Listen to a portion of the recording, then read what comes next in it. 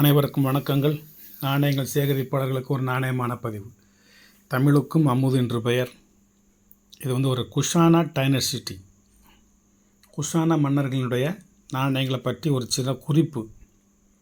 இந்தியாவில் வரலாறு, இங்கிருந்த நாடுகள், நகரங்கள், கிராமங்கள் மற்றும் பிற பகுதிகள் இவைகள் எல்லாமே புராணங்கள், விலங்கியல், அரச வம்சங்கள், ஆட்சியாளர்கள், பழங்குடியினர், உள்ளூர் விழாக்கள், வீர விளையாட்டுக்கள், பாரம்பரியங்கள், நாகரிகங்கள், கலாச்சாரங்கள், பண்பாடுகள், வாழ்க்கை நெறிமுறைகள், போர்க்குணங்கள், அதற்கு உண்டான பயிற்சி முறைகள்,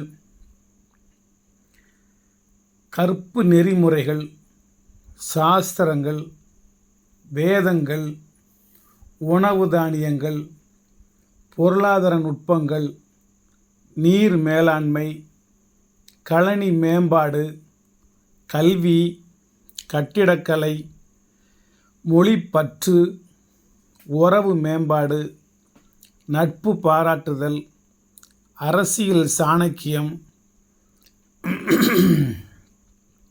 கோயில்கள் கோட்டைகள் கட்டுவது, மற்ற இனங்களையும் மதங்களையும் மதிப்பது, தர்மத்தின் வழி செல்வது, இவை எல்லாமே கல்வெட்டுகள் அமைப்பதன் மூலமாகவும் செப்பு பத்திரத்தின் மூலமாகவும் தானங்கள் செய்ததை உறுதிப்படுத்தக்கூடிய வகையில் இவை எல்லாவற்றையும் பிரதிபலிக்கும் விதமாக பல உலோகங்களில், பல மதிப்பீட்டில் அடையாள குறியீடுகளோடு நாணயங்கள் வெளியிடுவது அவர்களது முக்கியமான செயல்பாடுகளில் ஒன்றாக விளங்கியுள்ளது.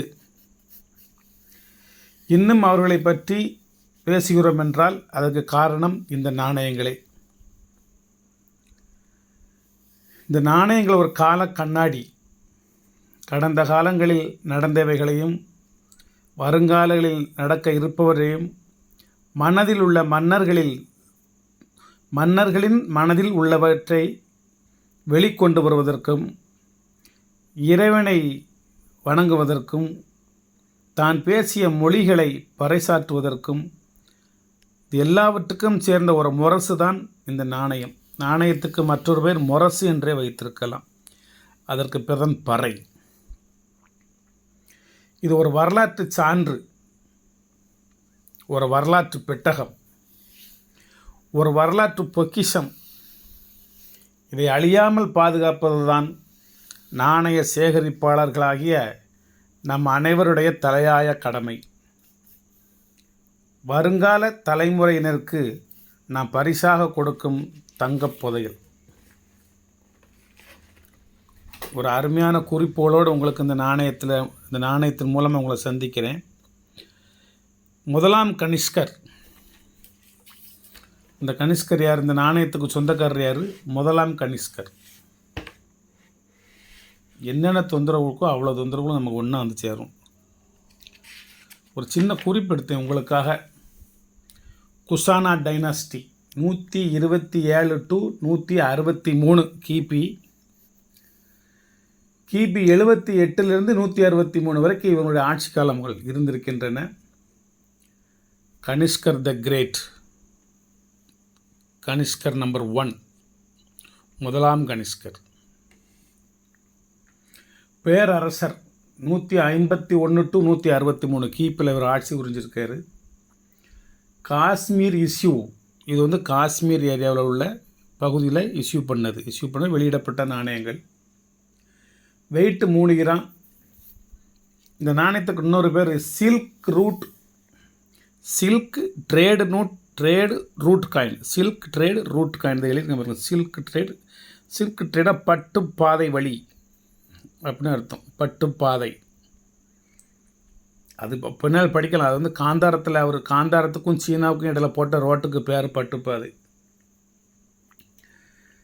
வெஸ்டர்ன் சத்ரப்பா அப்படின்னா குப்தர்களுக்கு வடக்கு பகுதியில் அவங்க ஆட்சி புரிஞ்சாங்க. அவ்வப்போது அவங்களோட சண்டையும் போட்டுக்கிடுவாங்க. வடக்கே தட்சசீலா, மதுரா, ஹிந்துகுஷ், காந்தாரா, ஹிமாலயா மலைத்தொடர்களுக்கு மேற்கே அஸ்தினாகர் ஆகியங்கள்லாம் இதுங்க கட்டுப்பாட்டுக்குள்ளே இருந்த ஏரியாக்கள். தலைநகரை புருஷபுரா, இப்போ பாகிஸ்தானத்தில் இருக்குது, அதுக்கு பேர் பெஷாவர். புருஷபுரான்னு பெஷாவர். இன்னொன்று தக்ஷசீலா, இன்னொன்று மதுரா. இந்த 3 அந்த தலைநகராக விளங்கி இருக்குது. மொழி கிரேக்க மொழி. இவர்களே ஒரு பண்டைய கிரேக்க வம்சத்தை சார்ந்தவங்க தான்.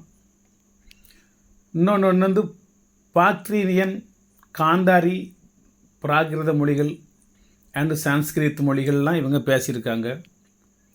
ஹிந்துயிசம், புத்தியிசம், சௌராஷ்டிரைசம், அந்த 3 இசம்களும் மதங்களும் இவரோடு ஒன்றி உள்ளது. காசுக்கு பேர் திரச்மா அல்லது குஷான் தினாரா. திரச்மா, குஷான திரச்மா அப்படின்னு பேர். இது சீன மரபு வழியவும் சார்ந்த ஒரு மன்னராட்சி. சீன மரபு வழி, இன்னொன்று ஜப்பான் மரபு வழி, இன்னொன்று கிரேக்க மரபு வழி, இன்னொன்று இந்தோ ஜப்பான், இந்தோ ஐரோப்பிய மரபு வழி. எல்லா மரபு வழியும் கலந்தது. இவங்க ட்ரெஸ் இந்த இடத்துல காயின்ஸ் தெரியுதா? பைஜாமா மாதிரி ஒரு ட்ரெஸ்ஸு, கைகாலெலாம் தூக்கி வச்சுக்கிட்டு இருக்க மாதிரி 2 காலு மேலே 2 கையெல்லாம் தெரியுதா உங்களுக்கு? 1800 வருஷத்துக்கு முந்தி உள்ள ஒரு மிகவும் பழமையான ஒரு நாணயம், வரலாற்று பொக்கிஷமான ஒரு நாணயம். பல சமய நம்பிக்கைகளை உடைய மக்களை ஒன்றாக கொண்டிருந்த ஒரு பேரரசு இது. 1ஆம் நூற்றாண்டின் தொடக்கத்தில் பாக்தீரிய நிலப்பரப்புகளில் உயேசி பழங்குடி இனத்தவரால் உருவாக்கப்பட்டது. தற்போதைய உஸ்பெகிஸ்தான், ஆப்கானிஸ்தான், பாகிஸ்தான் மற்றும் வட இந்தியா ஆகிய பகுதிகளை உள்ளடக்கும் வகையில் இது விரிவடைந்தது. இவர்கள் இந்தோ ஐரோப்பிய நாடோடி மக்களின் கூட்டமைப்பு. சீன மொழிகை நூல்களில் இருந்துதான் நிறைய சங்கதிகள் இவர்களை பற்றி கிடைக்கின்றன. நம்ம இங்கே இந்தியாவில் இல்லை, நிறையா சீன மொழியில் உள்ள புத்தகத்தில் தான் இவங்களை பற்றி நிறையா சங்கதிகள், விடயங்கள், விஷயங்கள் கிடைக்கின்றன. யரையோசு என்ற மன்னன் தான் தன் நாணயங்களில் தன்னைத்தானே குஷானன் என்று அழைத்து கொண்ட முதல் மன்னன். யரையோசு அப்படிங்கிறவர். வீமா காட்பீசஸ் முதல் பெரும் குஷான பேரரசன்.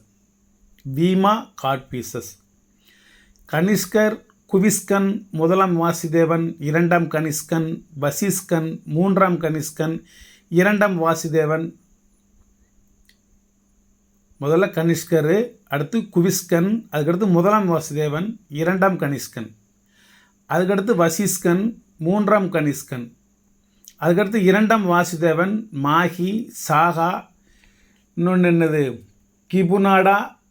1ஆம் கனிஷ்கரின் தங்க நாணயம் பிரிட்டன் அரசு அருங்காட்சியகத்தில் உள்ளது அப்படிங்கிற ஒரு வரலாற்றை தொகுத்து வச்சுருக்கேன். நான் சசானியர்களோடு முதல் படையெடுப்பு எடுத்திருக்காங்க. முதல் போர் சசானியர்கள் அப்படின்னு. குப்த வம்சத்தோடு அவ்வப்போது ஒரு படையெடுப்பு. குப்தர்கள் கிழக்கிலிருந்து மேற்கு நோக்கி படையெடுப்பாங்க. மேற்கு தான் இவங்க இருக்காங்க. யார்? குஷானர்கள். குஷானர்கள் கிழக்கிலும் தெற்கிலும் குப்தர்கள் இருக்காங்க. பௌத்த சமயத்தை பரப்பி பட்டுப்பாதை மூலம், இதுதான் அந்த சில்க் ட்ரேட் ரூட் அப்படிங்கிறது. சில்க் ட்ரேட் ரூட்டுங்கிற பட்டுப்பாதை மூலம் காந்தாரம் வழியாக சீனா உள்ளிட்ட கிழக்கு ஆசிய நாடு முழுவதும் பௌத்தத்தை பரப்பியவர் இந்த 1ஆம் கனிஷ்கர். ஆசிய நாடுகள் முழுவதும் பரப்பியவர். கிழக்காசியா, அங்கே அந்த பரப்புவதற்கு ஒரு ஆட்கள், அவங்களுக்கு பேர் புத்த பிக்குகள்னு பேர். மனிதர்களுக்கு புத்த பிக்குகள்னு பேர். அவர்கள் உருவாக்கிய கோயில்களுக்கு பௌத்த விகார்கள் அப்படின்னு பேர். 2000 வருஷத்துக்கு பிறகு, 2000 வருஷத்துக்கு முன்பு, அந்த 1ஆம் நூற்றாண்டு 2ஆம் நூற்றாண்டு காலகட்டத்தில் கனிஷ்கரின் ஸ்தூபி ஒன்று பாகிஸ்தானின் கைபர் பக்துன்வா மாகாணத்தில் பெஷாவர் நகரத்திற்கு அருகில் உள்ள சாஜி கி தேரி என்னும் இடத்தில் பௌத்த ஸ்தூபியை நிறுவினார் அப்படின்னு ஒரு வரலாறு. இந்த கனிஷ்கர் தான் பாகிஸ்தானத்தில் தற்போதுள்ள பெஷாவர் பக்கத்தில் சாஜி கி தேரி என்னும் இடத்துல ஒரு பௌத்த ஸ்தூபியை நிறுவினார். தற்போது அது சிதிலடைந்து காணப்படுகிறது. எப்படி இருக்கும்? சிதிலடைந்து தான் காணப்படும். அங்கேயே ஒரு பேழை கண்டுபிடிக்கப்பட்டது. அங்கே அகழ்வாராய்ச்சி பண்ணுறாங்க. அப்போ நிறைய பொருள்கள் எடுக்காங்க. அது எல்லாமே பிரிட்டனில் உள்ள அருங்காட்சியகத்துக்கு போயிடுச்சு. அந்த பேழைக்கு உள்ள அந்த பேழைக்கே ஒரு பேர் வச்சுருக்காங்க, கனிஷ்கர் பேழை அப்படின்னு பேர் வச்சுருக்காங்க.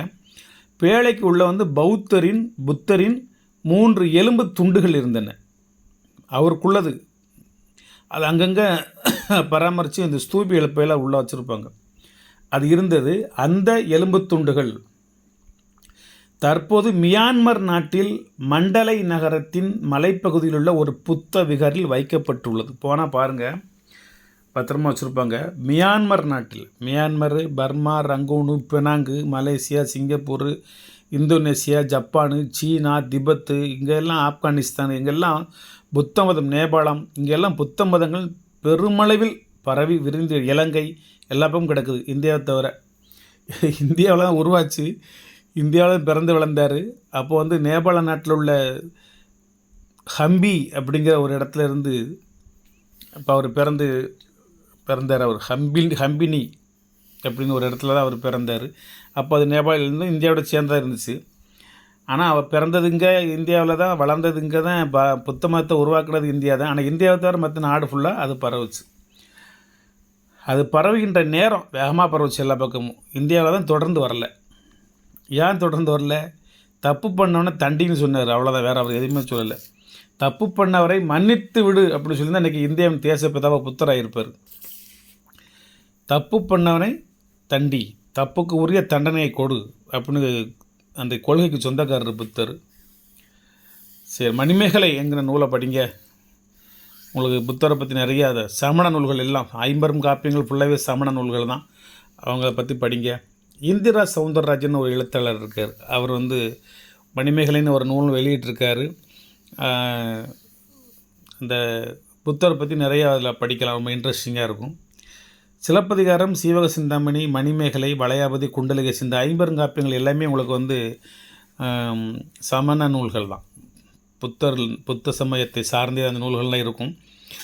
நீலகேசி, சூளாமணி, யசோதர காவியம், உதயகுமார காவியம், நாககுமார காவியம் என்று சொல்லக்கூடிய 5 நூல்களுமே அதை சார்ந்தே தான் அமைந்திருக்கும். இது 50 அது 5 நிறைய நூல்கள் படிங்க. இப்போ நூலும் படிக்க முடியாது, ஏதோ ஓரளவுக்கு அது மற்றவர்களுக்கு ஒரு ஈக்குவாலிட்டி, அந்த இந்த இவனுக்கு 2 விவரங்கள் தெரியும் அப்படின்னு சொல்லக்கூடிய அளவுக்காவது ஏதேனும் ஒரு சில விஷயங்களை படித்து மனசில் வச்சுக்கோங்க. இன்றைக்கி இந்த குஷானர் நாணயங்கள் மூலமாக உங்கள்ட்ட பேசிகிட்டு இருக்கேன். நேரமும் 12 நிமிஷம் ஆகிப்போச்சு. இது வந்து ஒரு நாணயம் வந்து 250 ரூபா. இது நீங்கள் 800 ரூபா, 1000 ரூபா, 2000 ரூபா நீங்கள் கொடுத்தாலும் உங்களுக்கு கிடைக்காது. பெரிய பெரிய டீலர்கள் வந்து இதை வந்து 650 ரூபான்னு கொடுக்காங்க. மற்றும் ஒரு சில பேர் வந்து காயின் கண்டிஷன் இல்லாமல் ரொம்பவும் ஒரு மாதிரி இருந்துச்சுன்னா 450 ரூபான்னு கொடுக்காங்க. இது உங்களுக்கு காயின் நல்ல கண்டிஷனாக இருக்கும். இந்த இடத்துல இது அவங்களோட சிம்பிளே தான், குப்தர்களின் சிம்பிளே இந்த சிம்பிள் தான். ஒரு மன்னர் நிற்கும் நிலையில் உடையணிந்து, அந்த கவுன் மாதிரி ஒரு உடையணிந்து, ஒரு கை மேலேயும் ஒரு கை கீழையும் 2 கால்களையும் அகல விரித்தது மாதிரி நிற்கும் ஒரு புகைப்படம் தான் குஷானர் நாணயத்தினுடைய சிம்பிள். இது எல்லா நாணயத்துலேயுமே தெளிவாகவே இருக்கும். இந்த இருக்குது பாருங்கள் 2. நான் வந்து இதில் வரையலாம் முடியாது 3. ஒவ்வொன்றும் சின்ன சின்ன டிஃப்ரெண்ட் இருக்கும். ஆனால் மேக்ஸிமம் ஒரே மாதிரியாக தான் இருக்கும். 3 இந்த இருக்குது பாருங்க 4. இதுலேயும் இருக்குது. இந்த கை ஒரு கை கீழையும் ஒரு கை மேலேயும் இருக்கும். இது ஒன்று 5, இந்த பக்கம் 5 இருக்கா, இது 5வது நாணயம். மொத்தம் 5 நாணயம் வச்சுருக்கேன். ஒரு நாணயம் வந்து வெறும் 250 ரூபா. ஒவ்வொன்றும் 3 கிராம் இடம் இருக்கும். காப்பரு. இது சில்க் ட்ரேட் ரூட் காயின்னு. இந்த கிபி 127 to 151 வரைக்கும் இந்த நாணயங்கள் புழக்கத்தில் இருந்தது. காஷ்மீரில் இது வெளியிட்டாங்க. குஷானா டைனாஸ்டி நாணயம் கனிஷ்கா 1 அப்படின்னு. இந்த நாணய ரொம்ப முக்கியமானது. நாணயத்தின் வரலாறு ரொம்ப முக்கியமானது. இந்த நாணயத்தின் மூலமாக பல வரலாறுகளை நீங்கள் தெரிஞ்சு கொள்ளலாம். இந்தியா என்கின்ற பாரதத்தில், அந்த பரத நாட்டில் இந்த இவர்கள் எந்த இடத்துல ஆட்சி புரிஞ்சாங்க, இவங்களுக்கு வடக்க என்ன இருக்குது, காந்தாரா இருக்குது, தெற்கு என்ன இருக்குது, குப்த பேரரசு, கிழக்கு என்ன இருக்குது, குப்த பேரரசு இருக்குது, மேற்கு என்ன இருக்குது, அரபிக்கடலாம் இருக்குது அந்த பக்கத்தில். இந்த பார்த்திபன் அப்படின்னு சொல்லி ஒரு பாக்டீரியன் அப்படிங்கன்னு சொல்லி ஒரு இனத்தவர்கள் இருந்திருக்காங்க. அதுமாதிரி இந்தியாவில் எங்கிட்ட ஆண்டாங்க. இவங்க ஆண்ட ஏரியாவில் பின்னால் வந்து வாகாடக பேரரசு ஆண்டாங்க. இவங்களுக்கு கிழக்க தான் அந்த அது என்னது மகத நாடு இருந்திருக்கு. இவங்களுக்கு வடக்க தான் காந்தார நாடு இருந்திருக்கு. அப்போ இந்த இந்தியாவை பற்றி உங்களுக்கு அறிய வேண்டும் என்கின்ற ஒரு வரலாற்று ஆர்வத்தை உங்களுக்கு தூண்டக்கூடிய வகையில் மிகவும் எளிதான ஒரு விலையில் இந்த நாணயத்தை உங்களுக்கு கொடுக்கேன். வாங்கி கொள்ளுங்கள், பயன்பெறுங்கள், வரலாற்றை படியுங்கள், வரலாறு படையுங்கள். வாழ்த்துக்கள்.